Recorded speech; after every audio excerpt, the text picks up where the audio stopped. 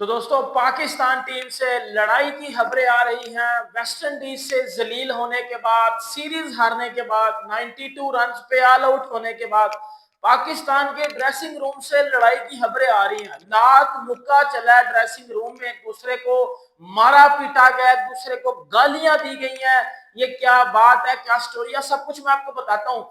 जो हरकत पाकिस्तान टीम ने की है, मतलब आप लोग वेस्ट इंडीज से हारे हो सीरीज भी, आप वेस्ट इंडीज से 92 रन पे, 92 रन पे आप लोग ऑल आउट होते हो, आप लोग जो है वो 202 रन से हारते हो। ऑब्वियसली बात है, फिर भैजन वही होना था जो हर बार होता है। हम एशिया कप हारे, ड्रेसिंग रूम में लड़ाई हुई। हम वर्ल्ड कप हारे, ड्रेसिंग रूम में लड़ाई हुई। हम जो है वो बायलैटरल सीरीज हारते हैं, ड्रेसिंग रूम में लड़ाई हो जाती है। रात को फिर जब पाकिस्तान टीम वेस्ट इंडीज से पिली है, ड्रेसिंग रूम में लात मुक्का चला है और लड़ाई की खबरें आ रही हैं। शहीन शाह अफरीदी को आपको पता है कि तीसरे वनडे मैच में रेस्ट दिया गया था। शहीन अफरीदी, बाबर आजम, मोहम्मद रिजवान और माइक हसन, इन सब की लड़ाइयां हुई हैं। इसमें आपको सलमान अली आगा भी आते हैं। और अगर बात की जाए सीनियर प्लेयर्स की, तो सीनियर प्लेयर्स की अगर बात की जाए तो सीनियर प्लेयर ज्यादा लड़ाई में मुलवस आपको नजर आते हैं। अगर बात की जाए शाहीन अफरीदी की, तो मोहम्मद रिजवान और माइक हसन में से एक बंदा एग्री था जो है वो शाहीन अफरीदी को प्लेइंग 11 में खिलाने के, लेकिन इन्होंने शाहीन को जान के प्लेइंग 11 में नहीं खिलाया। माइक हसन ने जो है वो बोला था कि शाहीन अफरीदी को जो है वो नहीं ड्रॉप करना चाहिए क्योंकि शाहीन अफरीदी को खिलाना चाहिए। बट मोहम्मद रिजवान ने जान के जो है वो बोला कि जी शाहीन अफरीदी को ड्रॉप करना है और बाकियों को खिलाना है। उसके बाद फिर माइक हसन और मोहम्मद रिजवान की काफी ज्यादा जो है वो बहस हुई, क्योंकि माइक हसन भाईजान वो बांग्लादेश से भी सीरीज पाकिस्तान टीम हारी और फिर पाकिस्तान टीम वेस्ट इंडीज से भी हारी। तो ऑब्वियसली बात है, सारा फिर ब्लेम कोच पे आ जाता है कि कोचिंग ही गंदी हो रही है, मैनेजमेंट ही गंदी हो रही है, क्योंकि रिजू डांसर तो है ही गंदा, वो तो कप्तान भी गंदा, वो तो प्लेयर भी गंदा है। अब बात जब माइक हसन ने मैच खत्म होने के बाद, ये बात है जब बॉलिंग खत्म हुई है, पाकिस्तान टीम ने जब बॉलिंग किया ना बैटिंग से पहले, जो वो लंच ब्रेक होती है अंदर, उसमें जब पाकिस्तान टीम वापस गई है तो माइक हसन ने जो फ्रस्ट्रेशन थी वो मोहम्मद रिजवान के ऊपर निकाले, क्योंकि मोहम्मद रिजवान की कप्तानी में बड़े ज्यादा ब्लंडर थे। मोहम्मद रिजवान ने अपने बॉलर्स को सही तरह यूज नहीं किया। मोहम्मद रिजवान के फिर माइक हसन की आपस में लड़ाई झगड़ा होता है।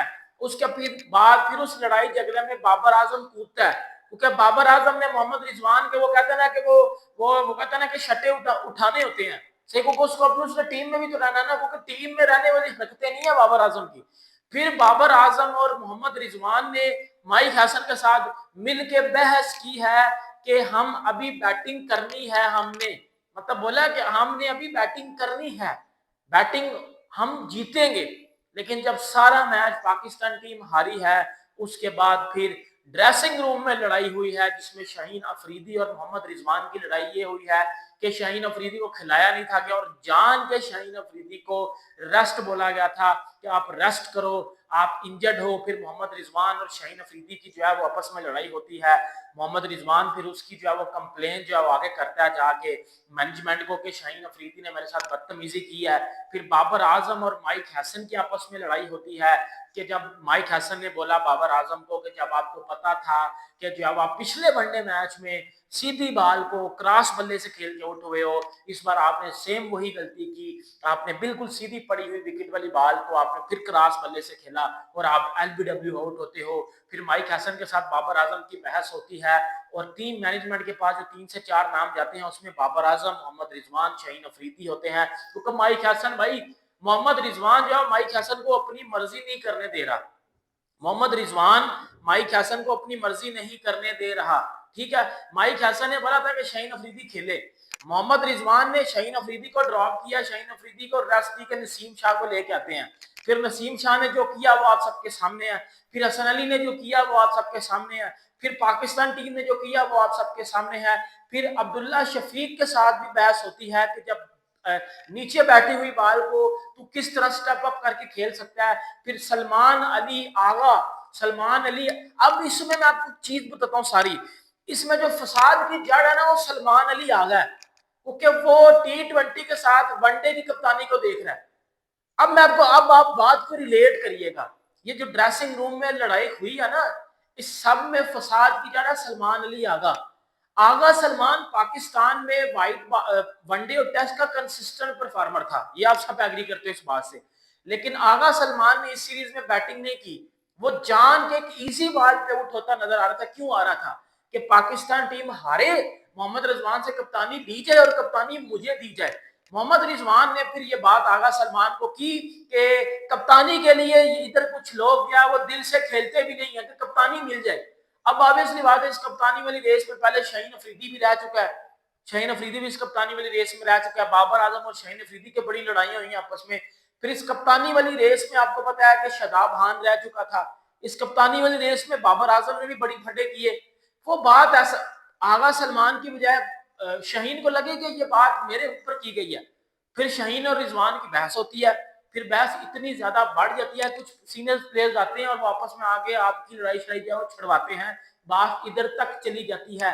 और आगा सलमान के को जो है वो ऑब्वियसली बात है, जब आप कोचिज या प्लेयर से ज्यादा अपने बाप और जो है वो रिलेटिव्स की बातें सुनते हो, उनकी बातें मानते हो, तो ऑब्वियसली बात अपने पाकिस्तान टीम का बेड़ा गर्क करते हो। जिस तरह बाबर आजम ने कोचिज की बात नहीं मानी, सीनियर प्लेयर्स की बात नहीं मानी, बाबर आजम ने सिर्फ सिर्फ अपने पापा जानी की बातें मानी है। और पापा जानी की वजह से आज बाबर आजम साहब टीम से बाहर होते नजर आ रहे हैं। और आगा सलमान और मोहम्मद रिजवान की ये बहस होती है कि कुछ प्लेयर्स जो है वो कप्तानी के लिए खेलना छोड़ देते हैं, दिल से खेलना छोड़ देते हैं।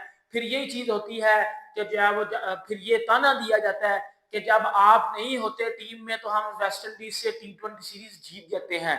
भाई कुछ लोग कह रहे थे ना कि बाबर आजम मोहम्मद रिजवान नहीं है T20 में तो उनको वापस लेके आओ। फिर ये ताना बजता है मोहम्मद रिजवान को कि जब आप लोग नहीं होते तो फिर सीरीज हम जीत जाते हैं T20 की, लेकिन जब आप आते हो तो हम वेस्ट इंडीज से 34 साल के बाद हम सीरीज हार जाते हैं। तो बात तो ठीक किया ना आगा सलमान ने। आगा सलमान को कप्तानी अब वनडे कप्तानी किसको मिलेगी? किस रिजवान से कप्तानी तो ले ली जाएगी ना, ये सबको पता है। तो वनडे कप्तानी किसको मिलेगी? आगा सलमान को मिलेगी, क्योंकि उसके बाद और कोई वो किसी बंदे को कंसिडर ही नहीं किया जाएगा। अब और एक फखर जमान बच जाता है, एक्सपीरियंस प्लेयर एक आगा सलमान बच जाता है। तो फिर आगा सलमान के साथ आप जाओगे और उसको कप्तानी दे दोगे, और उस कप्तानी के चलते में आगा सलमान क्या करेगा? T20 की तरह वनडे में भी बाबर रिजवान को बाहर करेगा, शाहीन अफरीदी को बाहर करेगा, और शाहीन अफरीदी को बाहर करके अपने पुल के लड़के ला के उसमें फिर पॉलिटिक्स हो गए, पाकिस्तान टीम जलीलो खवार होगी। ये चीजें हैं, आप देख लो। इससे पहले जब न्यूजीलैंड वाला टूर था तो आगा सलमान ने टीम मैनेजमेंट को शादाब खान और शाहीन अफरीदी की कंप्लेन की थी कि मैं ये मेरी बात नहीं मानते। मैं इनको कहता हूं कि ये प्लान है, वो अपना प्लान लेके आते हैं। आज फिर मोहम्मद रिजवान की बेसिकली लड़ाई पड़ती है माइक हैसन के साथ, शाहीन अफरीदी के साथ और आगा सलमान के साथ। इन सब में आके कूदता है, जब वो एंट्री देता है बॉब्जी दी किंग रिजवान का साथ देने के लिए। लेकिन बॉब्जी की किंग विदाउट परफॉर्मेंस आता है, परफॉर्मेंस नहीं है उस बंदे के पास, परफॉर्मेंस नहीं है उस बंदे के पास, क्योंकि वो पाकिस्तान क्रिकेट का जो बेड़ा गर्क करने वाला पौधा है ना, वो बाबर आजम ने लगाया था। और वो पौधा आज इतना बड़ा हो चुका है कि उस पौधे से जो है वो हर बंदा फल उतार रहा है, और फल उतार के टीम में पॉलिटिक्स करते हैं। आप इंडियन टीम को देखो, विराट कोहली रोहित शर्मा नहीं है ना टीम में, विराट कोहली रोहित शर्मा नहीं है टीम में कुछ पैच आया नहीं। टीम देख लो कंसिस्टेंट जीत रही है, इंग्लैंड में जाके जीती है। विराट रोहित के बगैर टीम इंडिया कंसिस्टेंट T20 में अच्छा परफॉर्म कर रही थी। अब वो वनडे टेस्ट में भी नहीं है।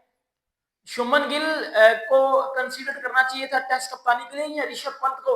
आप बोलोगे ऋषभ पंत को, उन्होंने गिल को कंसीडर किया। क्या ऋषभ पंत और गिल की आपस में लड़ाई हुई है, या गौतम गंभीर की इनकी टीम मैनेजमेंट की? ऋषभ पंत ने उसी तरह परफॉर्मेंस दी है, शुभमन गिल ने भी उसी तरह अच्छी परफॉर्मेंस दी है, उनमें तो कोई लड़ाई झगड़ा नहीं होता।